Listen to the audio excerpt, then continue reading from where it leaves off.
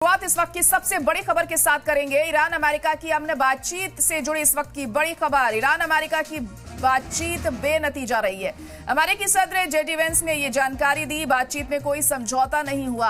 Iran हमारी कोई शर्त मानने को तैयार नहीं, ये वेंस ने कहा है। हम किसी भी नतीजे पर नहीं पहुंच सके हैं। इस्लामाबाद में 21 घंटे तक ये बातचीत चली, लेकिन ये बेनतीजा साबित हुई है। इस बातचीत का कोई भी हल निकलकर सामने नहीं आया है। ये बातचीत बेनतीजा रही। जेडी वेंस ने ये बात साफ कर दी है। अब ऐसे में हालात आने वाले दिनों में क्या होंगे, ये बहुत अहम हो जाएगा यहां पर देखना। और सीज फायर जो 15 दिनों का कायम हुआ था ईरान और अमेरिका के बीच में, क्या वो अब बरकरार रहेगा, ये कहना भी साफ तौर पर मुश्किल ही नजर आ रहा है, क्योंकि ये जो बातचीत थी ये बेनतीजा साबित हुई है। अब आने वाले दिनों में क्या हमले बढ़ते हैं, क्योंकि हमने देखा जिस तरह से इजराइल लेबनान को लेकर अड़ा रहा, डटा रहा। अमेरिका के कहने पर भी वो नहीं माना। ये माना जा रहा था कि इस बातचीत में शायद कोई हल निकले, लेकिन ऐसा कुछ भी हमें देखने को नहीं मिला और ये बातचीत बेनतीजा साबित हुई है।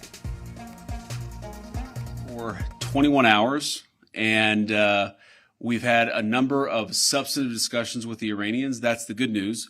The bad news is that we have not reached an agreement, and I think that's bad news for Iran much more than it's bad news for the United States of America. So we go back to the United States having not come to an agreement. We've made very clear what our red lines are, what things we're willing to accommodate them on, and what things we're not willing to accommodate them on. And we've made that as clear as we possibly could, and they have chosen not to accept our terms. We've been an affirmative commitment that they will not seek a nuclear weapon, and they will not seek the tools that would enable them to quickly achieve a nuclear weapon. That is the core goal of the President of the United States, and that's what we've tried to achieve through these negotiations.